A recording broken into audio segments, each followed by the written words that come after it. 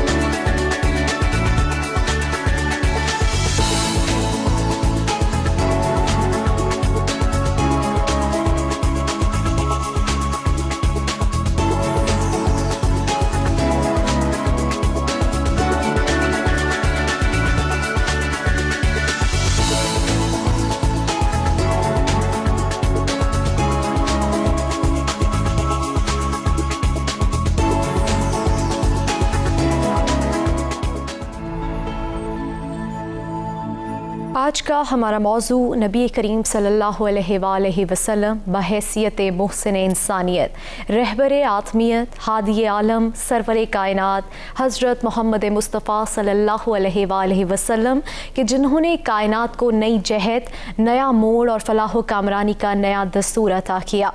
Server कायनात, फ़ख्र मौजूदात और आलम मोहसिन इंसानियत के यकीनन हम सब के लिए जो है वो रुश्द व हिदायत का मंबा है। हम सब उनकी सीरत तैयबा, उनके कौल व इरशादात, उनकी ज़िंदगी, उनका किरदार, हत्ता कि उनकी ज़िंदगी का लम्हा लम्हा तमाम बनी नूह इंसान के लिए मशअल राह है। तो हम दुआ करते हैं कि अल्लाह ताला हमें उस पर अमल करने की तौफ़ीक़ अता फ़रमाए। आज हम हिस्सा अव्वल पर बात करेंगे और बशर्ते ज़िंदगी हम कल इसके बक़िए हिस्से को लेकर आपके सामने ज़रूर हाज़िर होंगे। तो सबसे पहले हमारे साथ इस पर बात करने के लिए मौजूद हैं इस्लामिक स्कॉलर हैं आप डॉक्टर मोहम्मद तुफ़ैल साहब। अस्सलाम वालेकुम। वालेकुम अस्सलाम। इन्हीं के साथ दूसरे मेहमान हमारे साथ मौजूद हैं, आप भी इस्लामिक स्कॉलर हैं, ज़ुल्क़रनैन ज़ैदी साहब। अस्सलाम वालेकुम।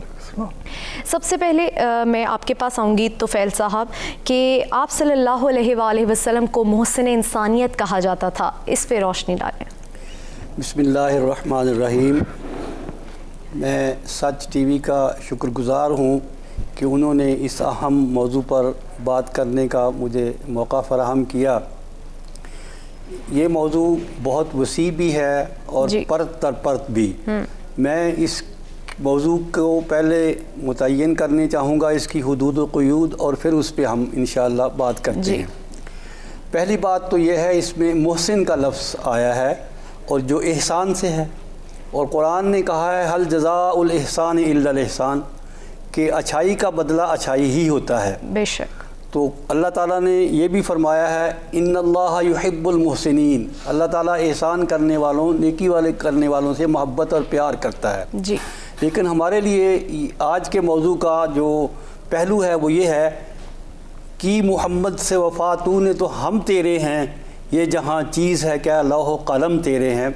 तो इस लिहाज से मोहसिन का माना ये है कि रसालत मआब अलैहिस्सलातु वस्सलाम ने हमें जो रूह परवर तालीमात अता फ़रमाई हैं, हम उन्हें अपनी ज़िंदगियों में नाफिज करें, लागू करें और उनकी इत्तिबा करें, क्योंकि अल्लाह का इरशाद है लक़द कान लकुम फ़ी रसूलिल्लाहि उस्वतुन हसना। रसालत मआब अलैहिस्सलातु वस्सलाम का एक एक अमल हमारे लिए नमूना है, हमारे लिए मॉडल है। दूसरा लफ्ज़ है इसमें इंसानियत, ये बहुत वसी तर मफ़हूम का हामिल है। बिल्कुल। कुरान ने इसमें ये कहा है कि कुल या अय्युहन्नासु इन्नी रसूलुल्लाहि इलैकुम जमीआ, कि रसालत मआब अलैहिस्सलातु वस्सलाम को कुरान ने ख़िताब करके ये कहा है कि आप पूरी इंसानियत को ये बता दीजिए कि मैं आप सब की तरफ अल्लाह का रसूल बनाकर भेजा गया हूँ। یعنی سابقہ انبیاء علیہم السلام اپنی اپنی قوم یا اپنے اپنے خطے اور علاقے کی طرف رسول اور نبی بن کر آتے تھے، لیکن رسالت مآب علیہ الصلاۃ والسلام کی بعثت تمام انسانوں کی طرف ہے، بلکہ آگے بڑھتے ہیں تو انسانوں کے ساتھ ساتھ جنوں کی طرف بھی ہے۔ تو اس لیے اس کو انسانیت کا جو مفہوم ہے وہ یہ ہے کہ آدم علیہ السلام کے جو بھی فرزند اور جو بھی بیٹیاں ہیں ان سب کے آپ رسول ہیں، چاہے وہ آپ کے زمانہ میں تھے یا آپ کے زمانے کے بعد آئے یا ہمارے بعد اس دنیا میں تشریف لائیں گے، ان سب کے لیے رسالت مآب علیہ الصلاۃ والسلام رسول بھی ہیں، نبی بھی ہیں، اور اس کا عام مفہوم یہ ہے کہ آپ کی تعلیمات سب کے لیے نہ صرف ریلیونٹ ہیں بلکہ تمام انسان انہیں اپنانے، ان پر عمل کرنے اور انہیں اپنی زندگیوں میں ڈھالنے کے پابند ہیں۔ یہ تو اس موضوع کا سکوپ ہے۔ صحیح۔ اب آج کے موضوع پہ ہم جو بات کرنے جا رہے ہیں وہ ہم یہ پہلو کور کرنے کی کوشش کریں گے کہ رسالت مآب علیہ الصلاۃ والسلام نے انسان کو بطور انسان کیا دیا۔ جی ٹھیک ہے، اس کے بہت سے پہلو ہیں، انسان مرد و زن بھی ہے، انسان میں آزاد اور غلام بھی ہیں، اور انسانوں میں بہت سارے لوگوں کی پہلو ہیں، لیکن ہم صرف انسان کو بطور انسان لے کے تو سب سے پہلی بات جو قرآن نے ہمیں کہی وہ یہ ہے کہ وَمَا أَرْسَلْنَاكَ إِلَّا رَحْمَةً لِّلْعَالَمِينَ، کہ رسالت مآب علیہ الصلاۃ والسلام کی جو بعثت ہے وہ تمام انسانوں کے لیے بلکہ تمام کائناتوں کے لیے آپ رحمت بنا کر بھیجے گئے ہیں۔ تو اس لیے آپ کی جو رحمت ہے وہ اس قدر وسیع ہے کہ اس سے جہاں انسان مستفید ہوتے ہیں وہاں ان سے حجر شجر حیوانات چرند پرند سب بھی ان سے مستفید ہوتے ہیں اور ہوتے رہیں گے۔ ہم اس وقت صرف انسانیت کی بات کریں گے۔ جب رسالت مآب علیہ الصلاۃ والسلام کی اس کائنات میں بعثت ہوئی اس وقت انسانیت بہت ہی برے حال میں تھی۔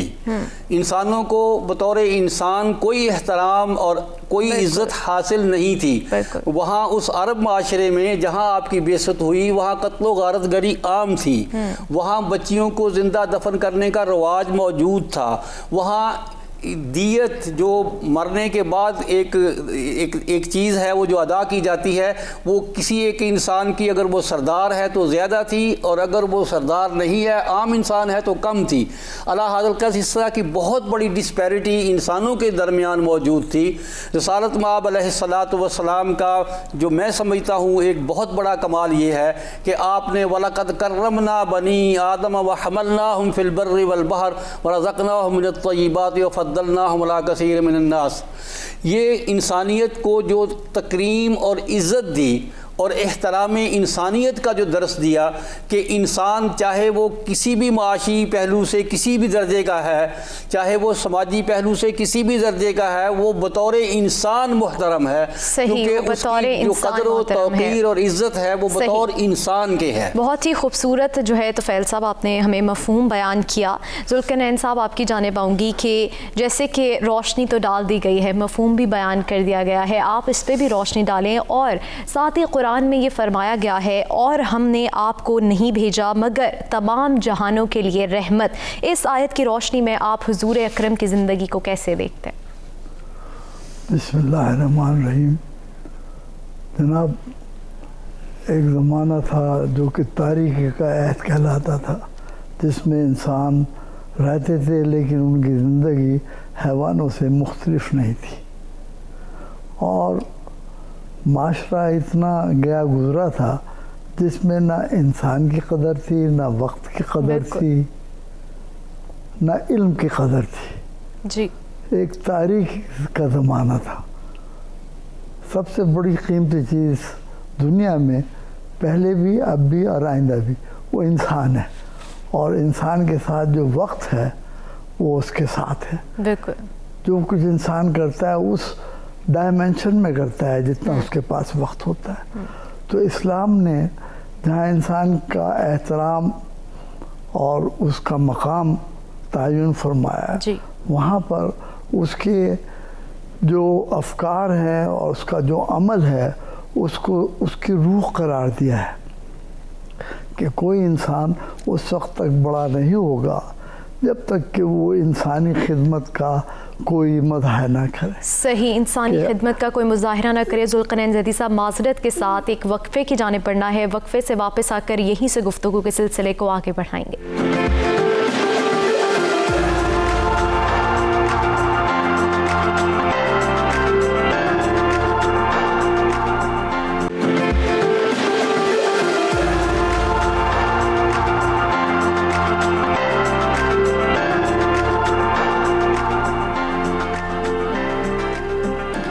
ایک بار پھر آپ کو خوش آمدید کہیں گے. آج کا ہمارا موضوع کہ نبی کریم صلی اللہ علیہ وآلہ وسلم بحیثیت محسن انسانیت. ذوالقرنین زیدی صاحب، آپ کی جانب آپ فرما رہے تھے، جیسے کہ میں نے آپ سے پوچھا تھا کہ قرآن میں فرمایا گیا ہے کہ اور ہم نے آپ کو نہیں بھیجا مگر تمام جہانوں کے لیے رحمت ہیں. اس حوالے سے آپ بات کر رہے تھے. بسم اللہ الرحمن الرحیم. جناب، یہ بات جو ہے بڑی اہم ہے کہ رسول پاک صرف اپنے زمانے کے لیے نہیں بلکہ تمام آنے والے زمانوں کے لیے ایک ہدایت اور ایک بہت بڑی شخصیت ہیں، جو کہ زندگی کو اس کی مختلف رنگینیوں سے پر کرنے والے ہیں. بالکل. چھوٹے چھوٹے معاملات میں اور بڑے بڑے معاملات میں جو زندگی پھنس جاتی ہے تو اس کا جب ہم احاطہ کرتے ہیں اور اس رویے کو دیکھتے ہیں جو کہ رسول پاک صلی اللہ علیہ وسلم کے زمانے میں ہمیں دیکھنے میں آیا اور کتابوں میں وہ محفوظ ہے، تو پتہ چلتا ہے کہ دو چیز ہیں جو سوسائٹی کو، جو انسان کو عظیم بناتی ہیں. بالکل. ایک ہے علم. بے شک. تو علم کو حاصل کرنے کے لیے پروردگار نے بہت ہدایت فرمائی ہے. بے شک. اور دوسری چیز ہے وقت، چونکہ ہر انسان ایک خاص وقت کے لیے زندگی میں دنیا میں آیا ہے، تو جو کچھ اس نے کرنا ہے اس خاص محدود وقت میں کرنا ہوتا ہے. تو انسان کو اگر دیکھنا ہے تو یہ دیکھیں کہ اس نے اپنے زمانے میں، اپنے عہد میں کیا کچھ انسان کی بہتری کے لیے کیا ہے. بالکل. تو اس اعتبار سے ہم جب سوسائٹی کو دیکھتے ہیں جس میں رسول پاک تشریف لائے، وہ اس زمانے میں ایک جہالت کا زمانہ تھا. بالکل. جس کو آپ نے نور سے پر کیا، اپنی شخصیت سے، اپنے فرمان سے، اپنے حکم سے، اپنی ہدایت سے. بالکل. ذوالقرنین زیدی صاحب، جیسے کہ آپ فرما رہے ہیں کہ جب رسول خدا کی آمد ہوئی تو جہالت کا دور تھا، انسانیت کا استحصال کیا جا رہا تھا. تو میں یہ بھی جاننا چاہوں گی کہ آپ ہمارے ناظرین کو بتائیں کہ کن کن طریقوں سے، کیونکہ جب بھی جیسے کہ بات کی جاتی ہے کہ جو چیز بگڑی ہوئی ہوتی ہے اس کو سنوارنے کے لیے، اس کو ٹھیک کرنے کے لیے ایک کوئی خاص چیز ہوتی ہے جسے پہلے لیا جاتا ہے، اور پھر کیا وہ طریقے تھے کیونکہ انسانیت کا استحصال کیا جا رہا تھا؟ جناب، یہ بڑا اہم موضوع ہے. اس میں ہمیں اس بات کو اپنے پیش نظر رکھنا چاہیے کہ انسان کی زندگی اور وقت، یہ دو ایسی چیزیں ہیں جس سے سوسائٹی جو ہے جنم لیتی ہے، سوسائٹی ترقی کرتی ہے، یا سوسائٹی کا انحطاط ہوتا ہے. اگر وقت اور علم کے ساتھ سوسائٹی نہیں چلتی تو پھر وہ سوسائٹی بہت پسماندہ ہو جاتی ہے، اور اس میں کوئی ایسی اٹریکشن نہیں رہتی کہ جو لوگوں کو زندگی سے دو چار کرے، زندگی کی خوبیوں سے مالا مال کرے. وقت کی قدر اور انسان کی قدر، یہ وہ پیغام ہے جو ہمیں رسول پاک کی حیات طیبہ سے اور رسول پاک کی زندگی سے ملتا ہے کہ ایک خاص مدت کے لیے، ایک خاص وقت کے لیے انسان آیا ہے. بالکل. اور انسان کی انسانیت کا پتہ اسی وقت چلتا ہے جب وہ اپنی یادگاریں چھوڑ جاتا ہے. اپنے کام، اپنا فکر، اپنا علم اور اپنے رویے جو زندگی کے، جس سے کہ لوگوں میں افہام و تفہیم، پیار محبت، لین دین، سوسائٹی کا اٹھان، سوسائٹی की तरक्की का दारो मदार उन तमाम रवैयों पर होता है। सही, बिल्कुल आप बजा फरमा रहे हैं। तो फैल साहब, आप भी इस जानिब से कुछ कहना चाहेंगे? और साथ ही मैं एक सवाल भी ऐड करना चाहूँगी कि आप भी इस हवाले से बताएं कि रसूल खुदा की आमद से कब्ल जो सूरत हाल थी और रसूल खुदा की आमद के बाद जो तब्दीलियाँ लाई गईं, इंसानियत का इस्तेहसाल किया जा रहा था, क्या वो तरीक़े थे, क्या वो इक़दामात किए गए? प्रोफेसर ज़ैदी साहब ने बहुत दो अच्छे पहलू हमें दिए, एक इल्म का और एक वक्त का। मैं भी इनकी बात को आगे बढ़ाते हुए कुछ कहना चाहूँगा कि अगर हम रिसालत मआब अलैहिस्सलातु वस्सलाम की तालीमात को बहुत इख्तिसार के साथ कहना चाहें तो वो इल्म व ताल्लुम व तालीम की तालीमात हैं। बिल्कुल। कुरान हकीम की जो पहली वही है और जो पहला हुक्म अल्लाह तबारक व तआला ने रसालत मआब अलैहिस्सलातु वस्सलाम के ज़रिए से पूरी इंसानियत को दिया वो इक़रा है कि आप पढ़िए। मतलब यह है कि इसका मफ़हूम ये है कि जिस माशरे में कुरान हकीम का नूर नाजिल हुआ उस माशरे में इल्म का नूर नहीं था, जहालत के अंधेरे और जुल्मत थी और इंसान इल्म की कदर और कीमत से बेबहरा था। तो इसलिए रसालत मआब अलैहिस्सलातु वस्सलाम ने जो इंसानियत पर बहुत बड़े बड़े एहसान फरमाए उसमें बड़ा, बल्कि हम ये भी अगर कह रहे हैं कि सबसे बड़ा एहसान ये है कि इंसान को इल्म की रोशनी से, इल्म के नूर से आशना किया। फिर रसालत मआब अलैहिस्सलातु वस्सलाम ज़िंदगी भर ये दुआ फरमाते रहे, रब्बि ज़िदनी इल्मा, ऐ अल्लाह मेरे इल्म में इजाफ़ा फरमा दे। फिर आपने यही नहीं फरमाया, ये फरमाया वल्लज़ीना ऊतुल इल्म दराजात, जिनके पास इल्म की रोशनी है उनके दराजात इंतहाई बुलंद हैं। फिर कुरान ने यह भी हमें कहा कुल हल यस्तविल्लज़ीना यालमून वल्लज़ीना ला यालमून, कि क्या जानने वाले और ना जानने वाले बराबर हो सकते हैं? कुरान ने कहा हरगिज़ नहीं हो सकते। जो जिनके पास इल्म की रोशनी और नूर है वो बेइल्मों से कहीं बुलंद दराजात रखने वाले इंसान हैं। तो इस लिहाज से रसालत मआब अलैहिस्सलातु वस्सलाम की हयात मुबारका पर हम अगर नज़र डालें तो उसमें तीन वो पहलू जिनमें हर वक्त इल्म व तालीम का सिलसिला जारी रहता था। आप हर वक्त दीन सिखाते थे, नई वही आती थी वो पढ़कर ख़वातीन को अलग सुनाते थे, मर्दों को अलग सुनाते थे और फिर उसकी तशरीह व ताबीर ज़ुबानी फरमाते थे और फिर उन अहकाम पर जो वही में नाज़िल होते थे अमल करके दिखाते थे। तो गोया ना सिर्फ आपने इल्म की रोशनी इंसानों में आम की बल्कि उस इल्म को अमल के सांचे में भी ढाल कर दिखाया और इसी वजह से आपकी हयात मुबारका हमारे लिए उसवा हसना है। रसालत मआब अलैहिस्सलातु वस्सलाम ने इंसानों को ये तालीम दी कि ला तसुब्बुद्दहर, ज़माने को, वक्त को बुरा भला मत कहो। वो अल्लाह की तरफ से भेजी हुई एक अल्लाह की नेमतों में से नेमत है।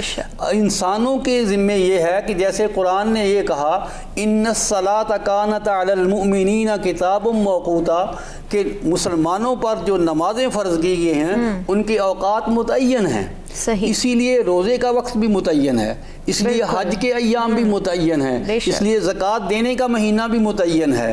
तो इस लिहाज से हम ये कहते हैं कि कुरान ने, इस्लाम ने, रसालत मआब अलैहिस्सलातु वस्सलाम की ज़ात सतूदा सिफ़ात ने इंसानों को ना सिर्फ वक्त की पाबंदी की तालीम दी है बल्कि वक्त के कदर करने की भी तालीम दी है। तो इस लिहाज से सूरज गुरूब होने से पहले पहले मुझे और काम करने हैं और सूरज गुरूब होने के बाद नमाज मगरिब अदा करनी है।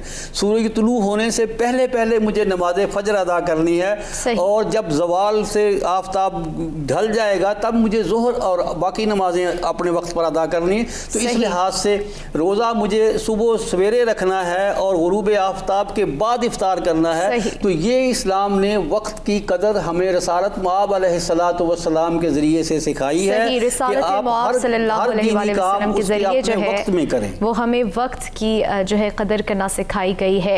एक ब्रेक की जाने बढ़ेंगे तो फैल साहब ब्रेक के बाद वापस आके मैं आपसे कहूँगी यहीं से कंटिन्यू करें और ब्रेक के बाद ये भी जानेंगे कि आप सल्लल्लाहु अलैहि वसल्लम ने उम्मत के साथ बहुत भलाई की है, उसके हवाले से भी चंद वाक़यात जो है वो ज़रूर सुनेंगे। एक ब्रेक के बाद हाजिर होते हैं।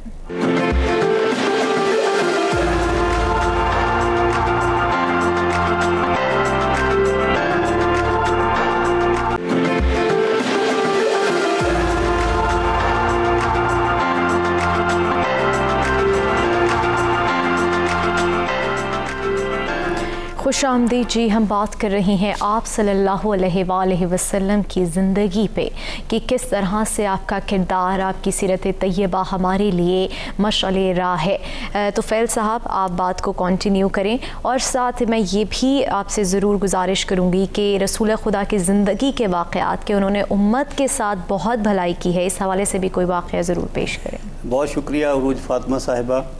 मैं वक्त की बात कर रहा था, यानी वक्त की अहमियत का अंदाज़ा आप इस अमर से लगा सकते हैं जी कि अगर आप सुबह के वक्त बेदार हुए हैं और सूरज तुलू हो गया है तो आपकी फजर की नमाज क़ज़ा हो गई। बिल्कुल। इसलिए इसका मफ़हूम ये है कि सूरज के तुलू होने से जो पहले का वक्त है वो नमाज का वक्त है जी।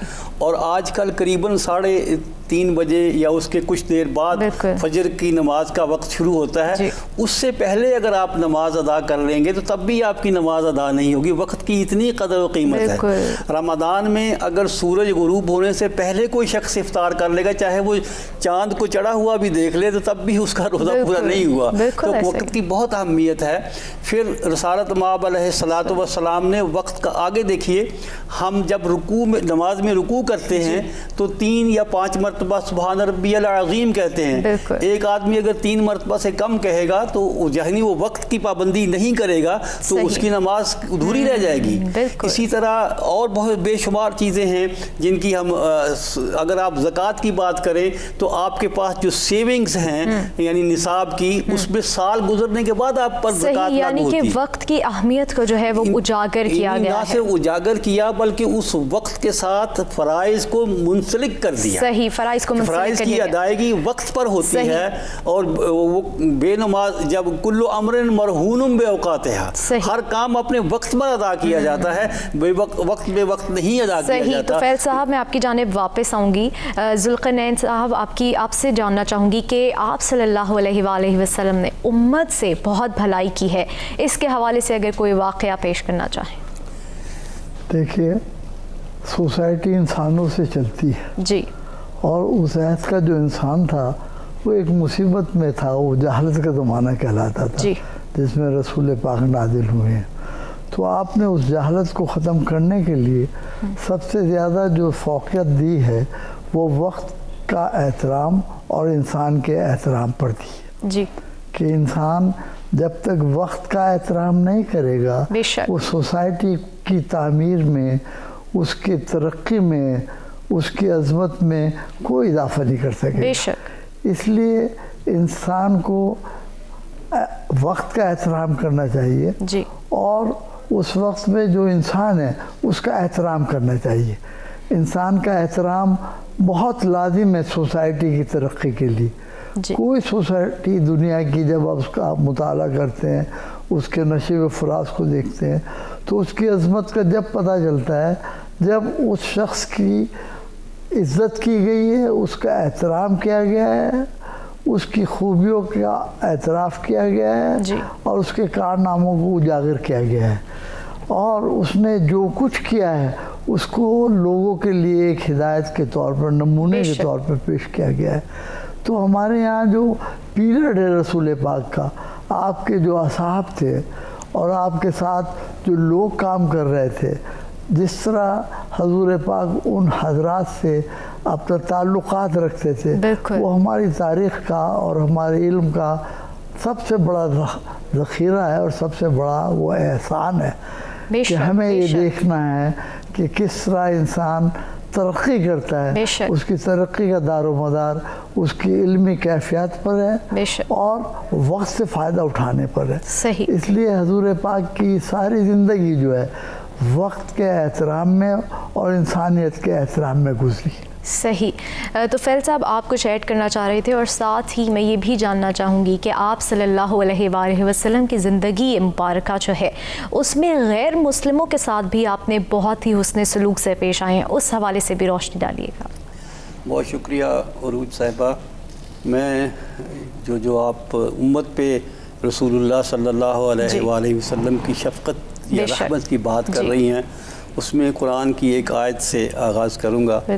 सूरह आल इमरान में एक आयत का हिस्सा है, कुंतुम अला शफ़ा हुफ़रत मिनन नारि फ़अनक़ज़कुम मिनहा, कि पूरी इंसानियत اپنی گمراہی اور اپنی ضلالت کی وجہ سے دوزخ کے گڑھے پر جا کر کھڑی ہو گئی تھی. کنتم علی شفا حفرۃ من النار فانقذکم منہا.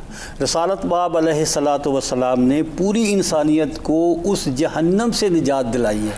میں سمجھتا ہوں کہ اگر آپ کے بہت بڑے بڑے کمالات کی بات کی جائے تو یہ عظیم ترین کمال ہوگا کہ جو انسانیت جہنم کی طرف جا رہی تھی اور جہنم کے گڑھے تک پہنچ گئی تھی، آپ وہاں سے انسانیت کو واپس لائے. آپ نے اسے نور ہدایت عطا کیا، آپ نے اسے اللہ کے حضور سر بسجود کیا، آپ نے اسے انسانیت کے احترام کا درس دیا. آپ نے انسانیت کو، پورے انسانوں کو، جن میں ہم آپ سبھی شامل ہیں اور جو مسلم غیر مسلم سبھی شامل ہیں، ان کو یہ بتایا کہ اگر تم ایک خدا کی عبادت کرو گے، حقوق اللہ اور ایک انسان کا احترام کرتے ہوئے حقوق العباد کی بجا آوری کرو گے تو تم جہنم میں نہیں بلکہ جنت کے حقدار قرار پاؤ گے. سبحان اللہ. یہ دوسری بات یہ کہ رسالت مآب علیہ الصلاۃ والسلام اپنی پوری زندگی اپنی امت کو کبھی نہیں بھولے. آپ اپنی دعاؤں میں امت کے لیے دعا کرتے تھے. آپ نے اگر قربانی کی ذی الحجہ میں تو جہاں اپنی طرف سے قربانی کی وہاں امت محمدیہ کی طرف سے بھی قربانی کی. اسی طرح جب بھی کبھی کوئی حکم نازل ہوا، مثلا معراج میں آپ گئے تو آپ پر 50 نمازیں کا حکم آپ بتایا گیا کہ فرض ہوں گی، تو آپ کو یہ احساس ہوا یا احساس دلایا گیا کہ یہ بہت بڑا عمل ہے اور امت محمدیہ اس سے عہدہ برار نہیں ہو سکے گی. تو رسالت مآب علیہ الصلاۃ والسلام بارگاہ عزدی میں آتے جاتے رہے تاکہ وہ 50 سے 5 ہو گئیں اور اجر و ثواب 50 کا ہی ملے گا. تو یہ ایسے بہت سارے واقعات ہیں جس میں امت محمدیہ پر آپ کی شفقت، رحمت اور نوازشات کا ایک سیل رواں ہے جس کو ہم جب بھی بیان کریں گے وہ کبھی ختم نہیں ہوگا. صحیح. دوسری بات آپ نے غالباً یہ کہی کہ انسانوں کو بطور انسان کیسے آپ نے دیکھا. دیکھیے، جب رسالت مآب علیہ الصلاۃ والسلام کی بعثت ہوئی تو انسانیت کے 2 گروہ بالکل واضح تھے. ایک ان لوگوں کا گروہ جو آزاد زندگی گزار رہے تھے اور ایک ان لوگوں کا گروہ جو غلامی کی زندگی بسر کر رہے تھے. تو اس رسالت مآب علیہ الصلاۃ والسلام نے غلامی کو ختم کر کے انسانیت کے درجے کو بلند کرنے کے لیے جو کام کیے ان میں سے 2-3 کی میں نشاندہی کرتا ہوں. پہلے تو آپ نے خود غلام خرید کر آزاد کیے. پھر آپ نے جو انسانوں سے خطائیں یا غلطیاں ہو جاتی ہیں ان کے بارے میں غلاموں کی آزادی کا حکم دیا. پھر آپ نے اپنی امت کو یہ درس دیا کہ آپ غلام خرید کر آزاد کرو گے تو اللہ اس سے راضی ہوگا. پھر اس کے ساتھ ساتھ حتیٰ کہ ایک صحیح. تو فیض صاحب معذرت کے ساتھ بریک کی جانب بڑھیں گے اور بریک کے بعد واپس آ کے یہی سے کنٹینیو کریں گے اور بریک کے بعد یہ بھی جانیں گے کہ سیرت طیبہ غیر مسلموں کے لیے کتنی سبق آموز ہے. اس حوالے سے جانیں گے ایک بریک کے بعد.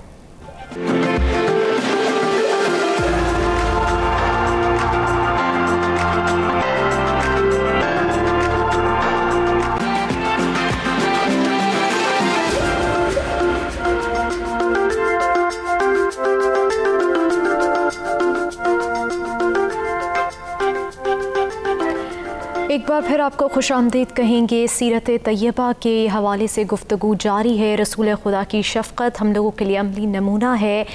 تو فیض صاحب آپ ہمیں بتا رہے تھے کہ رسول خدا نے ہمیں بتایا کہ کس طرح غلامی سے جو ہے آزادی کی طرف لایا گیا کہ آپ غلاموں کو خرید کر آزاد کریں، اس کا کتنا ثواب ہے. اس حوالے سے بھی کنٹینیو کریں. اور ساتھ ہی میں آپ سے پوچھنا چاہوں گی کہ آپ صلی اللہ علیہ وآلہ وسلم بچوں سے بہت پیار کرتے تھے، خصوصاً حضرت امام حسین اور حضرت امام حسن علیہ السلام کے بچپن کے واقعات ہم پڑھتے چلے آئے ہیں. اس حوالے سے بھی پیش کریں گے.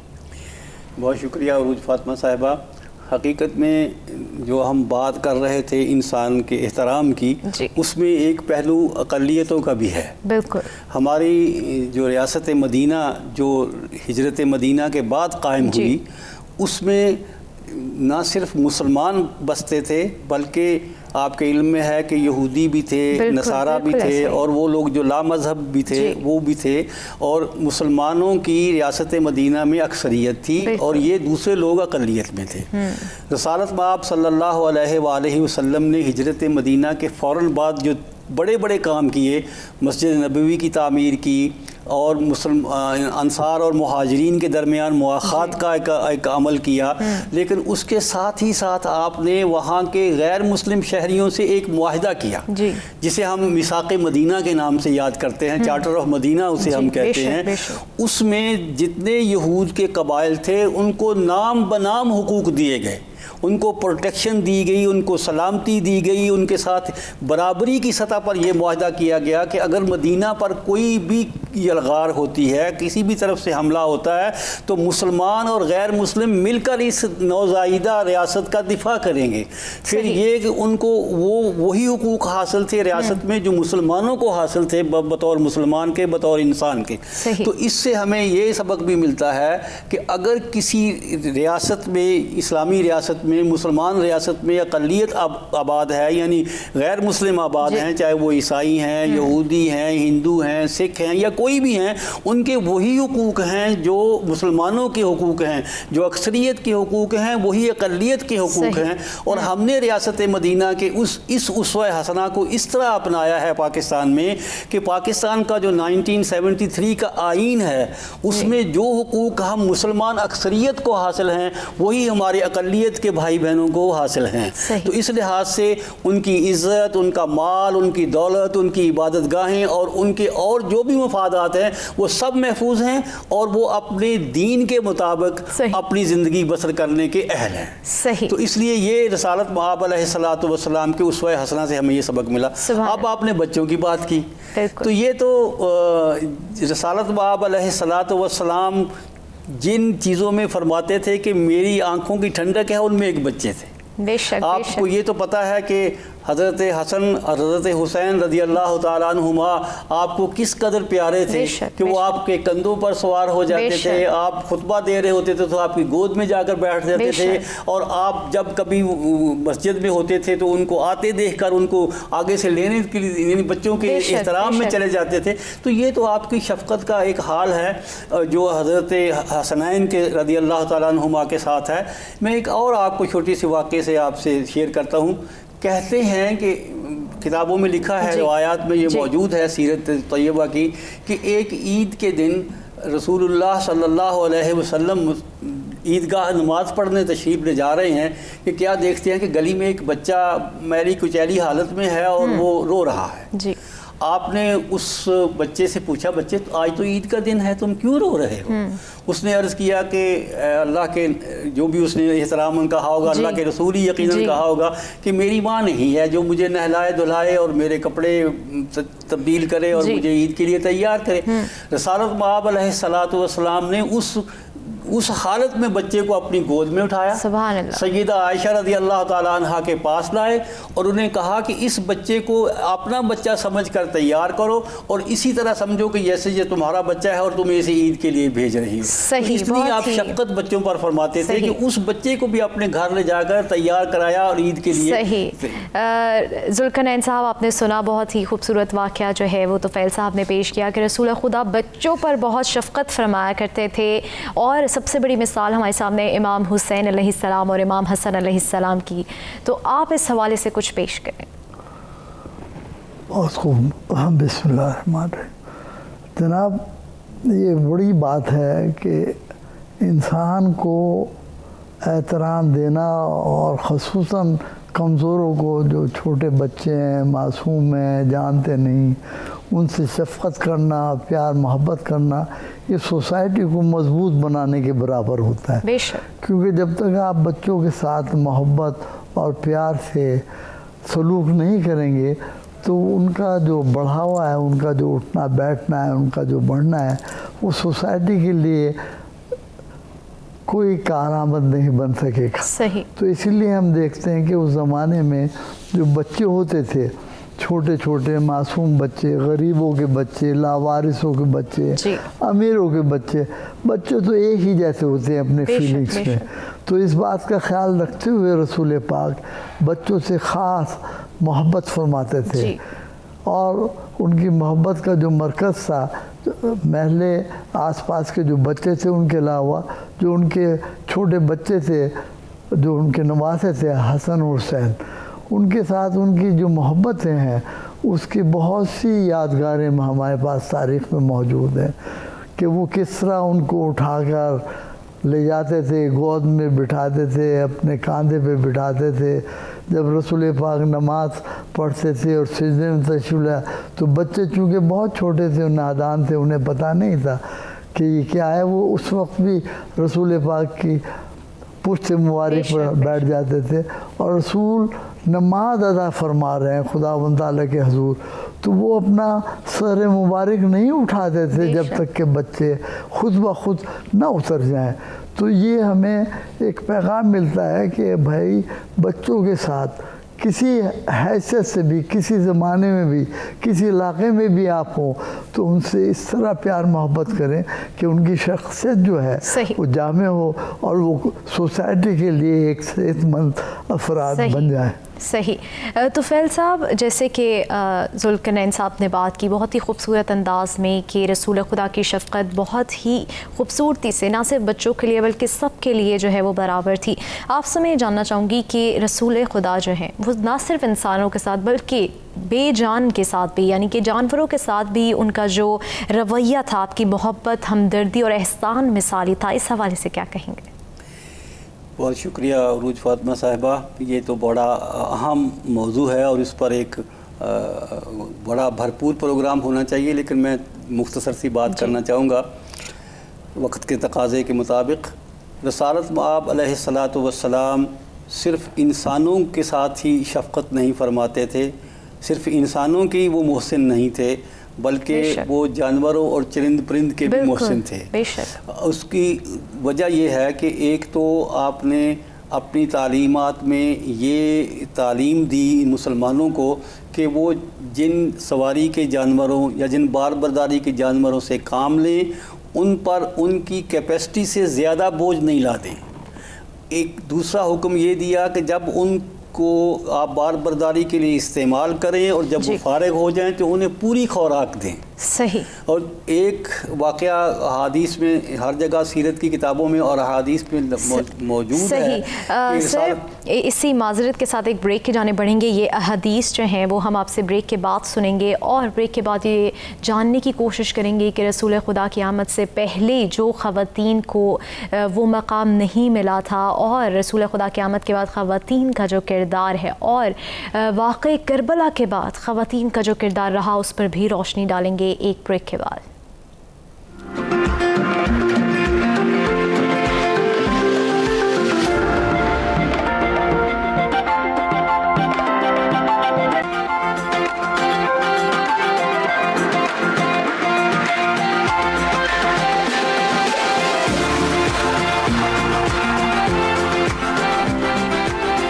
خوش آمدید جی. آج کا ہمارا موضوع جو ہے نبی کریم صلی اللہ علیہ وآلہ وسلم محسن انسانیت سرور کائنات، اس حوالے سے گفتگو جاری ہے اور اب ہم روشنی ڈالیں گے خواتین کے کردار پر کہ واقعی کربلا کے بعد جو خواتین کا کردار تھا اس پر روشنی ڈالیں گے. طفیل صاحب، ایک تو آپ بات کو کمپلیٹ کریں، پھر میں یہ جاننے کی کوشش کروں گی آپ سے کہ کیا خواتین کو جو مقام نہیں دیا گیا تھا زمانہ جاہلیت کی اگر بات کی جائے، رسول خدا کی آمد سے پہلے خواتین کا وہ مقام نہیں تھا لیکن رسول خدا کی آمد کے بعد خواتین کو وہ مقام دیا گیا؟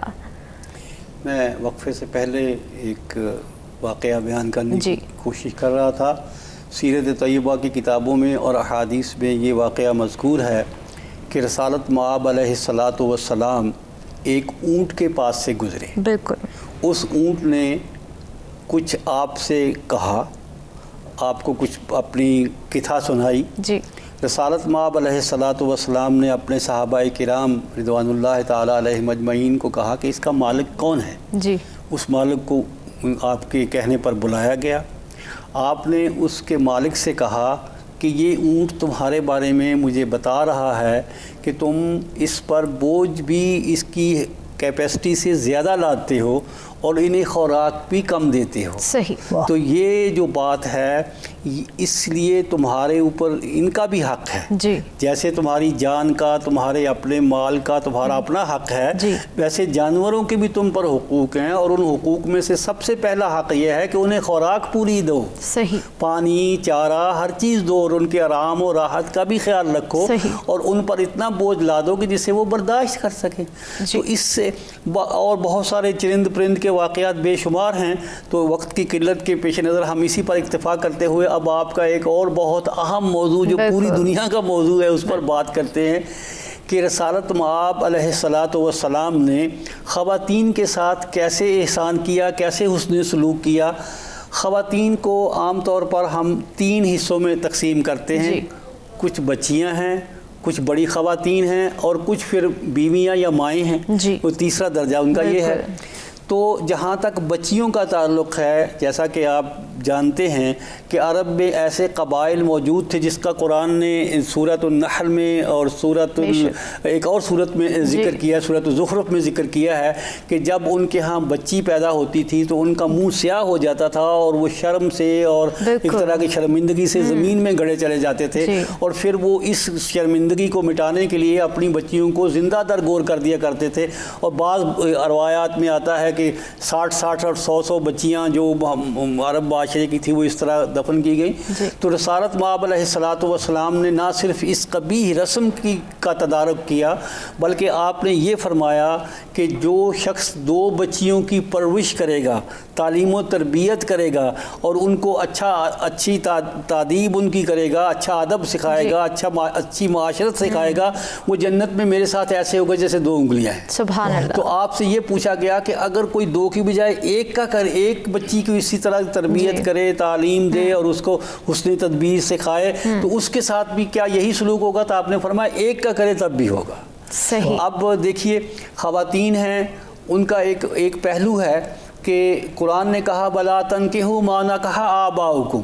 اگر کسی والد کا انتقال ہو جاتا تھا تو اس کی بیوی کے ساتھ، یہاں تو زیادہ شادیوں کا رواج تھا، تو اس کی بیوی کے ساتھ اس کا بڑا بیٹا نکاح کر لیتا تھا، حالانکہ یہ وہ اس کی ماں تھی رشتے میں. تو قرآن نے اس کو منع کیا کہ وَلَا تَنْكِحُوا مَا نَكَحَ آبَاؤُكُمْ. جن خواتین سے تمہارے والدین نے نکاح کیا ہے تم ان کے ساتھ نکاح نہیں کرو گے. پھر جاہلیت کے دور میں طلاق کا بہت رواج تھا، اور طلاق کا صرف مرد کو حق حاصل تھا، خواتین کو کوئی حق حاصل نہیں تھا. ایک تو آپ نے طلاق کو 3 طلاقوں تک محدود کیا، اور اس کا بھی ایک سنت طریقہ بتایا کہ ہر مہینے طہر کے ایام میں ان کو طلاق دو گے، پھر دوسرے پھر تیسرے مہینے، اور اس کے ایک ترتیب بتائی.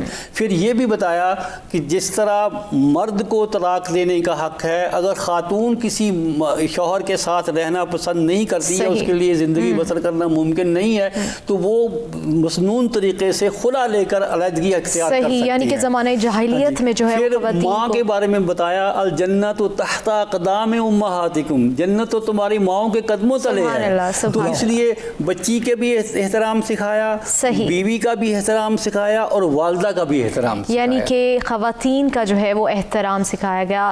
ذوالقرنین صاحب آپ کی جانب آنا چاہوں گی کہ جیسے کہ خواتین کی بات کی جا رہی ہے کہ زمانہ جاہلیت میں خواتین کو وہ مقام نہیں دیا گیا تھا، اور رسول خدا نے کی آمد کے بعد جو ہے وہ خواتین کو وہ مقام دیا گیا، وہ احترام رسول خدا نے دلوایا جو کہ زمانہ جاہلیت میں نہیں دیا جا رہا تھا.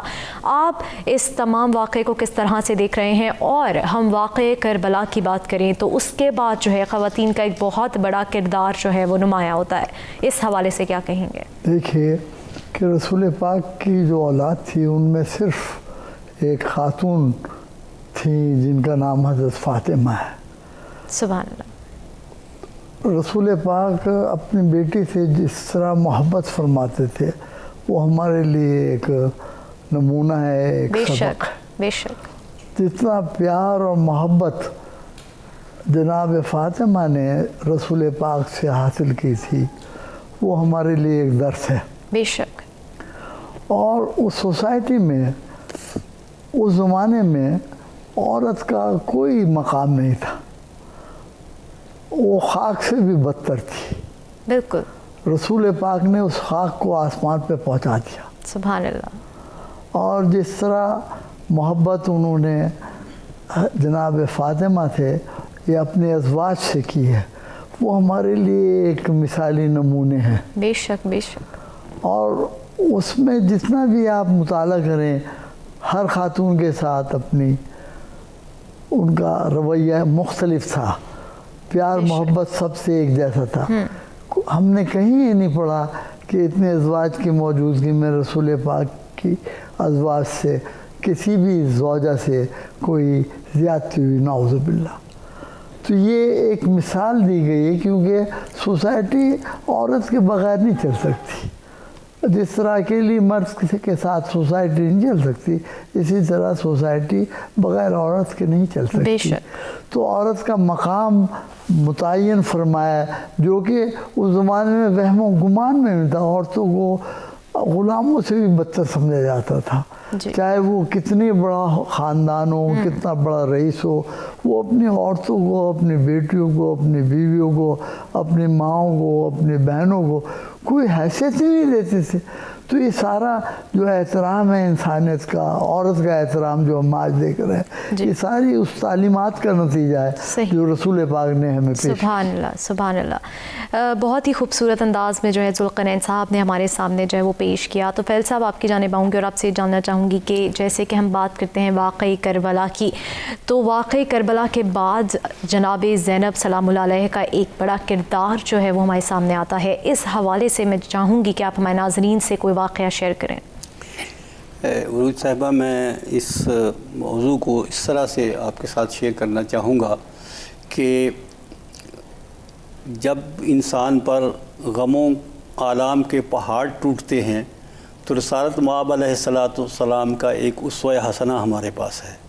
وہ اسوہ حسنہ یہ ہے کہ آپ جزا فضا نہ کریں، گریہ زاری بہت زیادہ نہ کریں، صبر سے کام لیں اور سکون سے اپنے آپ کو رکھیں، اور اللہ تعالیٰ کی طرف سے جو بھی آزمائشیں آئیں انہیں انتہائی استقلال کے ساتھ قبول کریں اور اسے برداشت کرنے کی جتنی آپ کے پاس ہمت اور کیپیسٹی ہے اس کے لیے برداشت کریں. صحیح. رسالت مآب علیہ السلام کا جو اسوہ حسنہ ہے یا آپ کا محسن انسانیت ہونا ہے، اس میں یہ تعلیم اس لحاظ سے بہت اہم ہے کہ زندگی چند خوشیوں اور غموں کے مجموعے سے عبارت ہے. صحیح. انسانی زندگی کو اگر آپ دیکھیں تو اس میں تھوڑی خوشیاں ہیں، غموں کے زیادہ پہاڑ اس پر ٹوٹتے ہیں. یہی کچھ ایسا کربلا معلیٰ میں ہوا. صحیح. تو فیل صاحب معذرت کے ساتھ ایک بریک کی جانب بڑھیں گے اور بریک کے بعد آ کے یہیں سے جو ہے وہ گفتگو کے سلسلے کو آگے بڑھائیں گے.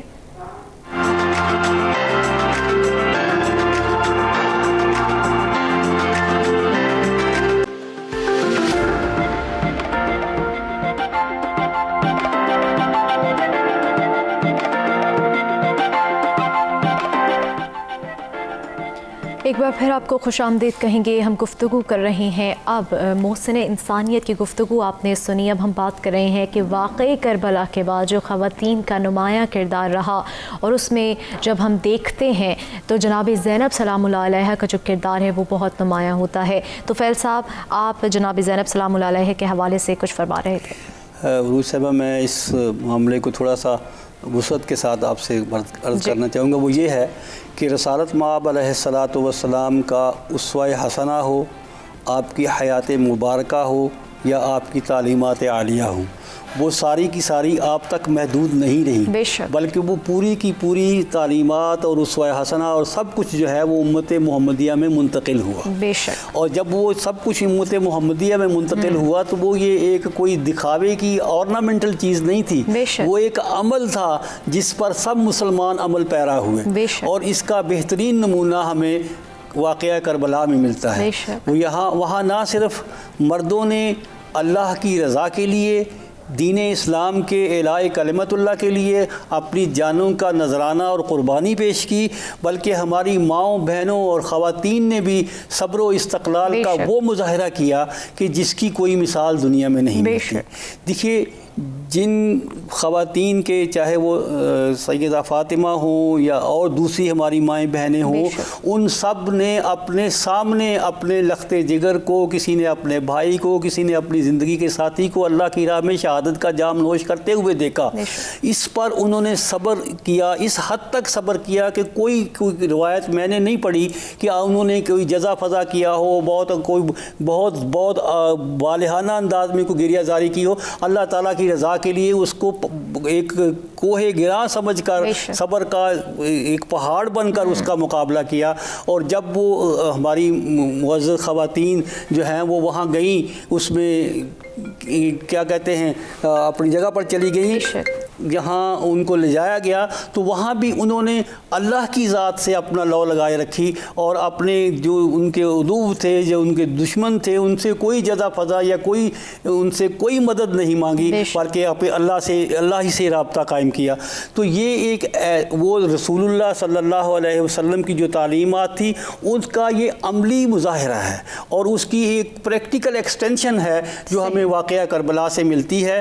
اور ہم یہ کہنے میں غالباً حق بجانب ہیں کہ رسالت مآب علیہ الصلاۃ والسلام نے محسن انسانیت ہوتے ہوئے انسان کے جملہ پہلوؤں پر، انسان کے جملہ افراد پر جو احسان کیے، کربلا معلیٰ کی میں شریک خواتین نے اس احسان کا ایک ایسا عملی مظاہرہ کیا جو مسلمان خواتین کے لیے ایک روشنی ہے اور روشنی کا مینار ہے۔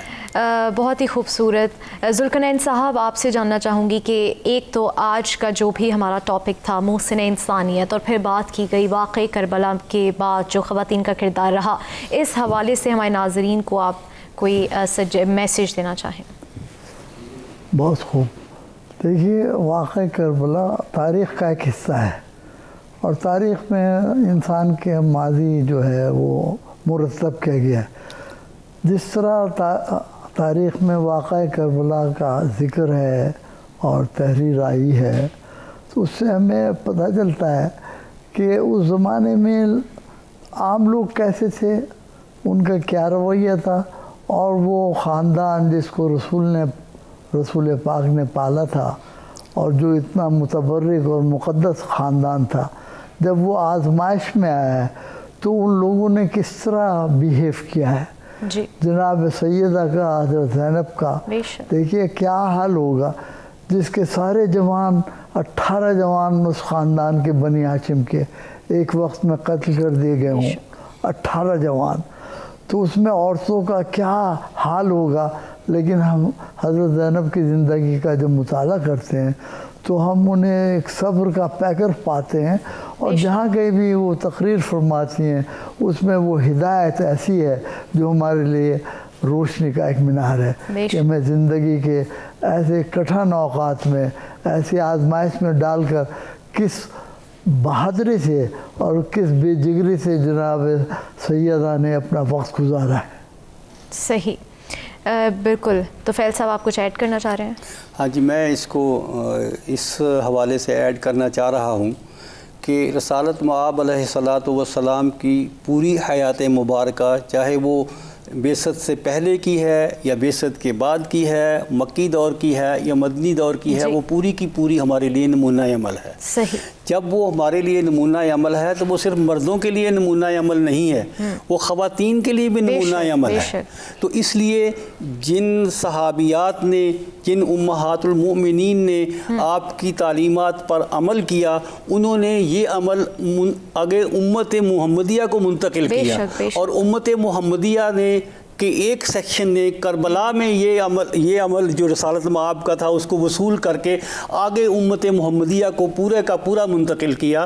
تو اس لیے میں یہ کہنا چاہ رہا ہوں کہ جہاں مردوں نے اسلام کی اشاعت میں رسول اللہ صلی اللہ علیہ وسلم کی تعلیمات اور اسوہ حسنہ کی روشنی میں حصہ لیا، وہاں خواتین نے بھی اسلام کی تبلیغ و اشاعت میں ایک اہم کردار ادا کیا، جس میں کربلا معلیٰ کی جو خواتین محترم ہیں ان کا ایک اہم اور بڑا کردار ہے، جس سے مسلمان خواتین کو سبق حاصل کرنا چاہیے۔ صحیح۔ تو فیل صاحب، میں آپ سے یہ بھی جاننا چاہوں گی کہ آپ صلی اللہ علیہ وآلہ وسلم کے وصال کے 1400 سال بعد بھی ان کی زندگی کیسے ہمارے لیے عملی نمونہ ہے اور رول ماڈل ہے، یہ میں ناظرین کے لیے آپ سے پوچھنا چاہوں گی کہ ان کو ضرور آپ میسیج دیں کہ آج 1400 سال بعد بھی رسالت مآب صلی اللہ علیہ وسلم کی زندگی ہمارے لیے کیسے عملی نمونہ ہے۔ اس میں میں عروج صاحبہ 3 باتیں کہنا چاہوں گا۔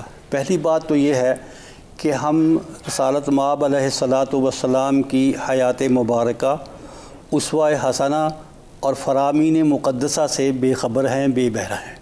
ہمیں ان کا بہت غور سے مطالعہ کرنا چاہیے۔ صحیح۔ سیرت کا خاص طور سے مطالعہ کرنا از بس ضروری ہے آپ کی اتباع اور پیروی کرنے کے لیے۔ صحیح۔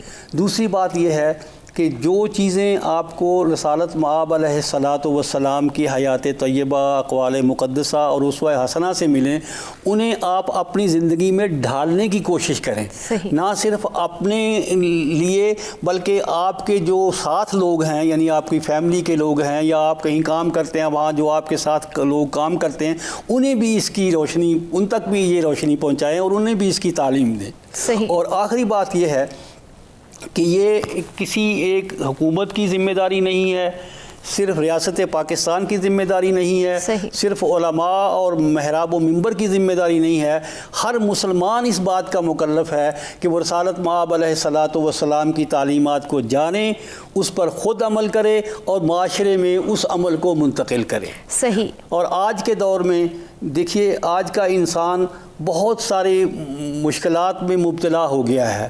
میں مسلمانوں میں فرائض سے بڑی غفلت دیکھ رہا ہوں، تو میری یہ خواہش ہوگی، بلکہ میری یہ استدعا ہوگی مسلمان بھائیوں بہنوں سے کہ وہ فرائض کی بجا آوری میں اسوہ حسنہ کی روشنی میں عمل کریں۔